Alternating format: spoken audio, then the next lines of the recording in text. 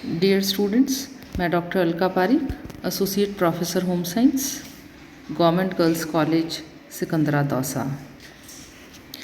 पिछली कक्षा में हमने डायबिटीज़ के बारे में पढ़ा कि डायबिटीज़ क्या होती है और डायबिटीज़ होने की संभावना किन लोगों में ज़्यादा होती है। आज की कक्षा में हम मधुमेह के कारण यानी कॉजेज़ ऑफ डायबिटीज़ का अध्ययन करेंगे। कॉजेज़ ऑफ डायबिटीज़ यानी मधुमेह के कारण। मधुमेह के कारण बहुत से होते हैं, जिसमें आप देख रहे हैं पहला जेनेटिक फैक्टर्स, वंशानुगत कारण, इसके अलावा circulating auto antibodies, auto immunity और आइडियोपैथिक, इनके बारे में हम डिटेल में अध्ययन करेंगे।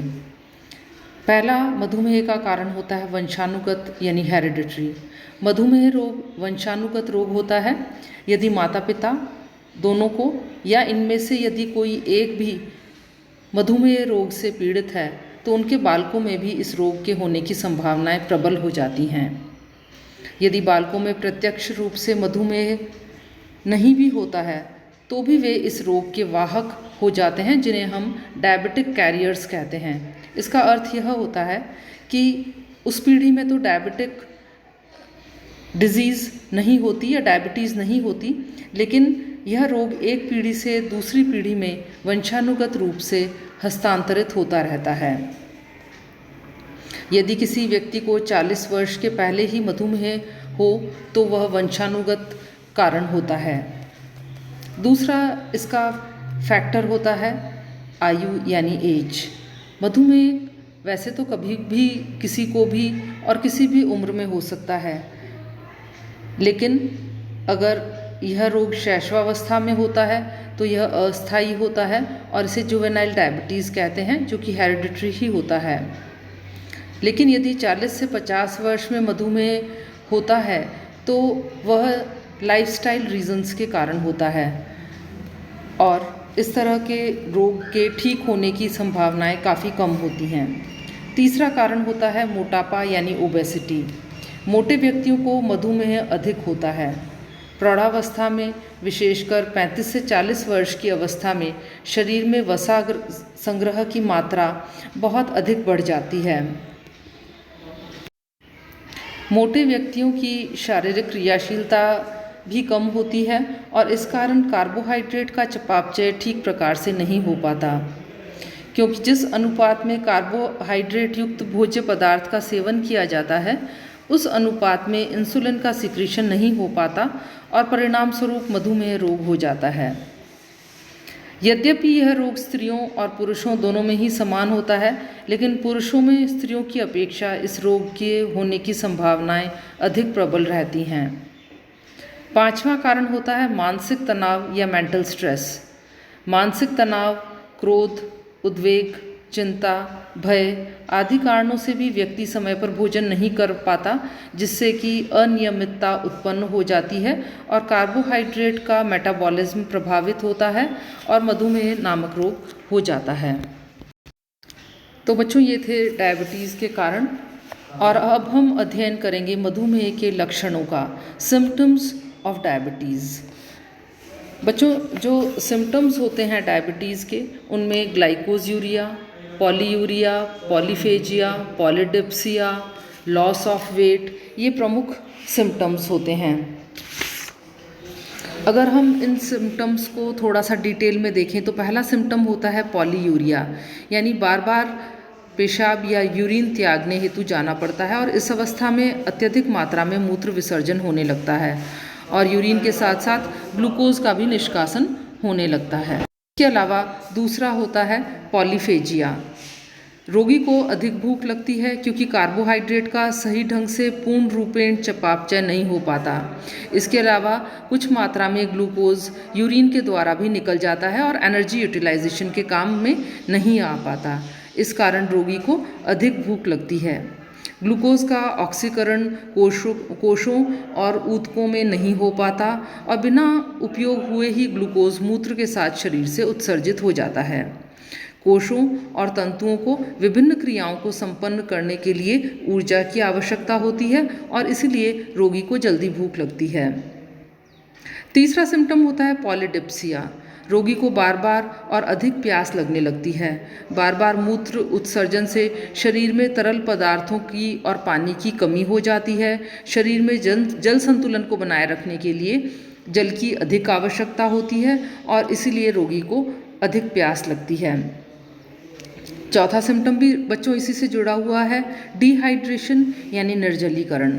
तीव्र मधुमेह की स्थिति में शरीर में निर्जलीकरण की स्थिति उत्पन्न हो जाती है क्योंकि मूत्र विसर्जन के कारण शरीर से बहुत अधिक पानी निकल जाता है और इसीलिए शरीर में जल संतुलन गड़बड़ा जाता है जिससे कि डिहाइड्रेशन की स्थिति उत्पन्न हो जाती है। अगला लक्षण है थकान यानी फटीग। मधुमेह की स्थिति में रोगी व्यक्ति अधिक थकान का अनुभव करता है। रोगी कमजोर, निर्बल, निःशक्त और दुर्बल हो जाता है। इसके अलावा लैक ऑफ इम्यूनिटी पावर यानी रोग रोधक क्षमता का अभाव। मधुमेह के रोगियों में संक्रामक रोगों से लड़ने की क्षमता का काफ़ी ह्रास हो जाता है और वे विभिन्न रोगों के शिकार हो जाते हैं। उन्हें बुखार, क्षय रोग, पीलिया आदि हो जाता है। इसके अलावा घाव देरी से भरना यानी डिलेड हीलिंग ऑफ वुंड्स। मधुमेह के रोगियों में घाव देरी से भरता है क्योंकि श्वेत रक्त कणिकाओं, जिसे WBC कहते हैं, में लड़ने की क्षमता होती है और WBC की संख्या इस रोग के अंदर कम हो जाती है। और लक्षण जो डायबिटीज़ में देखा जाता है वो होता है डायबिटिक कोमा। मधुमेह की स्थिति में कार्बोहाइड्रेट का चयापचय ठीक प्रकार से नहीं हो पाता। वसा ऊर्जा उत्पादन का कार्य करने लगती है और वसा का ऑक्सीकरण तीव्रता से होने लगता है। वसा के ऑक्सीकरण से यकृत में अधिक मात्रा में कीटोन बॉडीज़ बनने लगती हैं। डायबिटीज़ की कंडीशन के अंदर जो कीटोन बॉडीज़ बनते हैं वो वसा के अपूर्ण ऑक्सीडेशन के कारण बनने लगते हैं। कीटोन बॉडीज़ 3 तरह के होते हैं, एसीटोन, एसिटोएसिटिक एसिड और बीटा हाइड्रोक्सी ब्यूटायरिक एसिड। और एसीटोन अधिक बनने के कारण जो डायबिटिक इंडिविजुअल्स होते हैं उनकी सांस से फलो जैसी गंध आने लगती है। एक और सिम्टम होता है सूजन यानी कि एडिमा। मधुमेह की स्थिति में कभी कभी सूजन भी हो जाती है।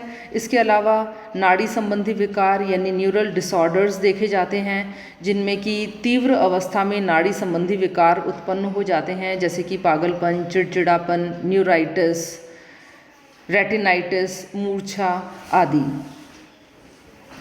ग्लाइकोज यूरिया, जैसा कि नाम से ही क्लियर है, ग्लाइकोज का मतलब होता है ग्लूकोज और यूरिया मतलब यूरिन। मधुमेह की स्थिति में ग्लूकोज का स्तर बढ़ जाता है शरीर में। जब ब्लड के अंदर ग्लूकोज के लेवल्स बढ़ जाते हैं तब वे मूत्र में निष्कासित होने लगता है ग्लूकोज और इसी को ही ग्लाइकोज यूरिया कहते हैं, यानी यूरिन के अंदर ग्लूकोज का सिक्रीशन होना। मांसपेशियों का क्षय। मधुमेह के कारण प्रोटीन का उपयोग ऊर्जा उत्पादन के लिए किया जाता है जिससे इसका मुख्य काम निर्माण करना या बॉडी बिल्डिंग गौण हो जाता है।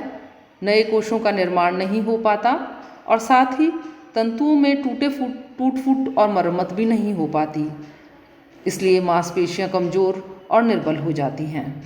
इसके अलावा त्वचा पर घाव होना, लीजन्स ऑन स्किन। मधुमेह के कारण त्वचा पर घाव हो जाते हैं, विशेषकर कमर में, गर्दन के पीछे के भाग में अधिक घाव हो जाते हैं और इस कारण छोटी छोटी फुंसियाँ और फोड़े निकल आते हैं जिसे कि डायबिटीज़ कार्बंकल कहते हैं। इसके अलावा रेटिनाइटिस देखी जाती है, यानी मधुमेह के कारण आँखों के स्वास्थ्य और रोशनी पर प्रभाव पड़ता है। आँखों में उपस्थित रक्त कोशिकाओं या ब्लड कैपिलरीज से रक्त का सीक्रेशन होता है, इससे अंधेपन होने की संभावनाएं बढ़ जाती हैं और कभी कभी आँखों की दृष्टि धुंधली यानी ब्लरिंग ऑफ विजन भी हो जाता है। तो ये थे सारे डायबिटीज़ के सिम्टम्स यानी लक्षण। अगर किसी भी व्यक्ति को ये सभी लक्षण हो तो समझ लेना चाहिए कि डायबिटीज़ है और डायबिटीज़ के लिए टेस्ट कराना आवश्यक है और डॉक्टर से इसके लिए परामर्श लेना ज़रूरी हो जाता है।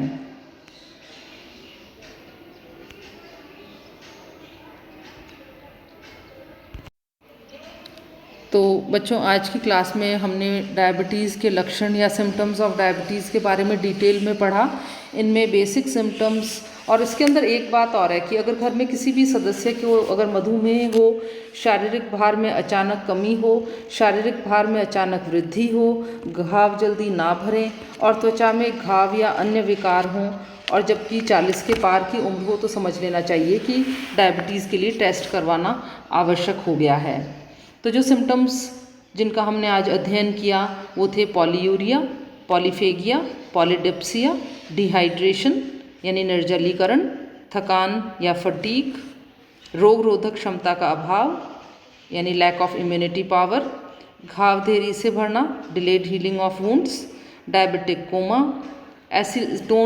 एसिटोएसिटिक एसिड और बीटा हाइड्रोक्सी ब्यूटायरिक एसिड जो कि कीटोन बॉडीज़ हैं, इनका फॉर्मेशन शुरू हो जाता है, शरीर में सूजन, नाड़ी संबंधी विकार, ग्लाइकोज्यूरिया, मांसपेशियों का क्षय, त्वचा पर घाव होना और रेटिनाइटिस, ये सभी डायबिटीज़ के सिम्टम्स या लक्षण हैं।